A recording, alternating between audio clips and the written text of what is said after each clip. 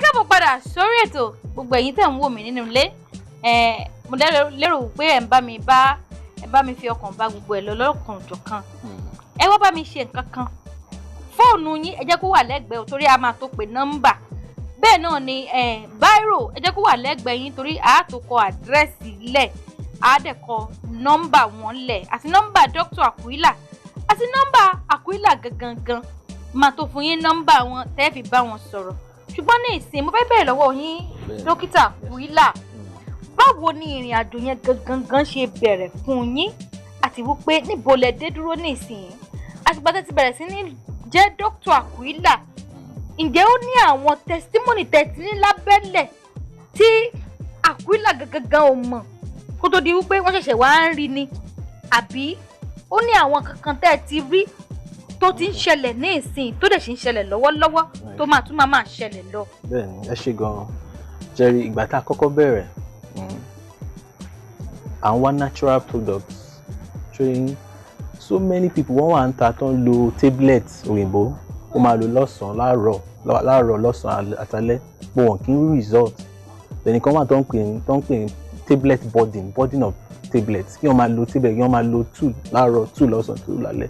So àwọn one natural product, a miracle product tó lè cure so many things. So la wá bẹ̀rẹ̀. Initially I tried so many types of oil but I real results until I wá bẹ̀rẹ̀ pẹ̀lú Aquila oil. Initially no hypertension la try láti hypertension, diabetes or anything tó máa require vitamins because ẹ rí bẹ́ẹ̀ ṣe rí oil yìí báyìí ó rich ní vitamins. Lẹ́yìn vitamins so many things wà ń bẹ̀. Ìkan wà tí àwọn èèyàn wá ń pè ní antioxidant yẹn vitamin A, C and E ó dáa fára. Tẹ́ bá rí anything tó ń ṣẹlẹ̀ lára even anti-aging tí wọ́n bá fẹ́ dàgbà quickly tó bá fẹ́ show lójú oil ni. Then suddenly for the past 3 years I wan wonder pé incident infertility táwọn ìbò ń pè infertility táwọn obìnrin tó ń wá ọmọ ó wá increase. Ìgbà tẹ́mi wà ní school wọ́n sọ pé 8% but nísìnyí Nàìjíríà we are talking about 20% infertility. That means tẹ́ bá rí àwọn ọkọ àti ìyàwó tó fẹ́ ara wọn lénìí tẹ́ bá mú 100 nínú wọn 20 wọ́n máa ní problem pẹ̀lú infertility. Wọ́n kí ló dé tó fi jẹ́ pé obìnrin ló máa ń jẹ̀yà jù máa ní obìnrin bẹ́ẹ̀ ọkùnrin náà máa ń ní mi wọ́n máa ń ní. ọkùnrin ni mí kò ní dáa kí n máa parọ́. Okay, for example case tá ti ní báyìí pool patient wa 40% ọkùnrin ni. Àwọn míì low sperm count àwọn míì wọn kì í produce enough sperm. A ní case kan l'Abuja pé má ní o produce sperm at all. Àwọn tí wà ń bẹ̀ láti ìgbà tó wà ní kékeré because of 1 or 2 problems tá a lè sọ ń bí. So Aquila oil tẹ́ ẹ̀ ń rí yìí it's a miracle oil. Mo ní interest nínú case man yẹn. Okay. Tẹ́ pé wọ́n ti ẹ̀ produce sperm àti ó wà very rare. Ó wà very rare. In short àwọn doctors mi máa lo 36 years in practice wọ́n ní rí 1 case. Àwa ti rí ọ̀kan. Wọ́n ti fẹ́ra wọn kò sí problem. Initially woman yẹn kan notice pé kò taking kò ní ṣe kó taking ó ní miscarriage kò taking 5 years 6 years ló wá force okay pé let us go and do test. Initially man yẹn sọ pé no need it's okay baby will come and should. Láwa rí wọn náà clinic wa àwa béèrè lọ́wọ́ man yẹn pé have you ever impregnated somebody maybe when you were much younger ìgbà tó young? So anybody said no. Láwa ṣe normal sperm test àwa rí pé man yẹn ò ní 1 single sperm gbàtà wá wádìí àwa find out pé man yẹn gangan ni wàhálà. So a lè jókòó ká fàyà ká sọ pé no it cannot be man. Ẹ ṣé o. Bẹ́ẹ̀ni ọdún àmà chicken náà tó ọdún àti bọ̀ Aquila gangan la lò it's a miracle a major thing la lò. Báyìí wá ń kọ́. Man yẹn wọ́n ti lóyún báyìí woman ti lóyún báyìí she's about 6 months pregnant. 6 months. 6 months pregnant. So bá ṣe ń sọ bẹ́ẹ̀ ni bá ṣe ń sọ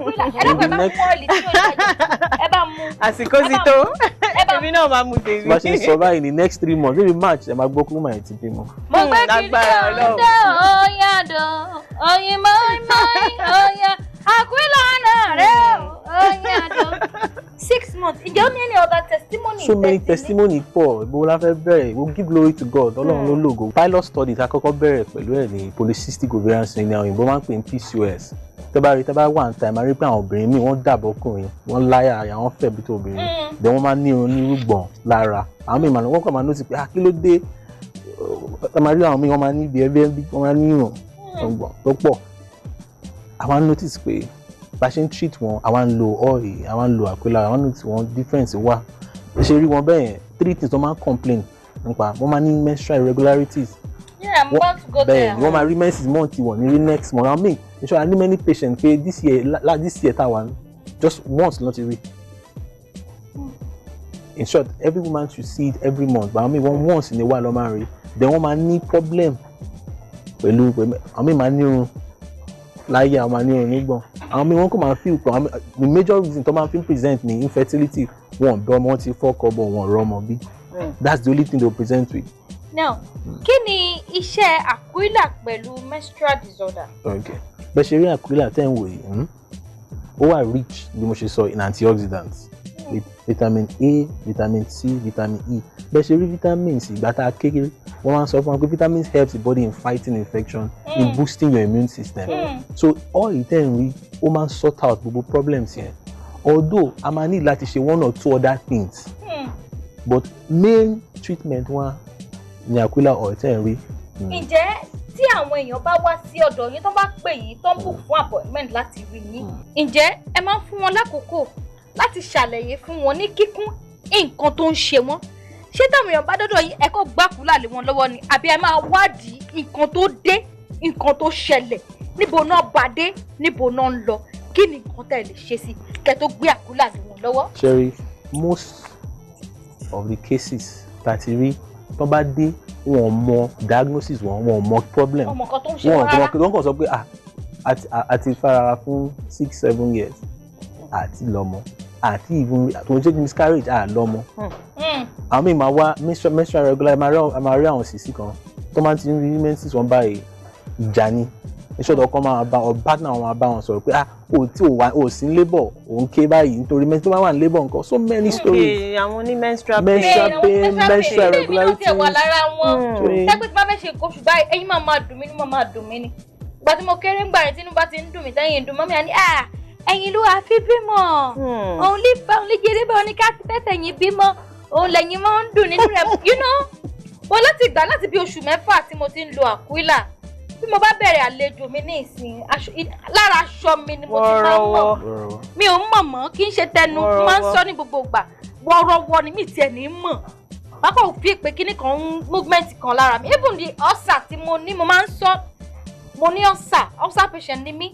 Ṣùgbọ́n àtìgbà tí mo ti bẹ̀rẹ̀ sí ní lo kíní tá à ń wí náà, mo máa wo kíní náà, báwo náà rèé.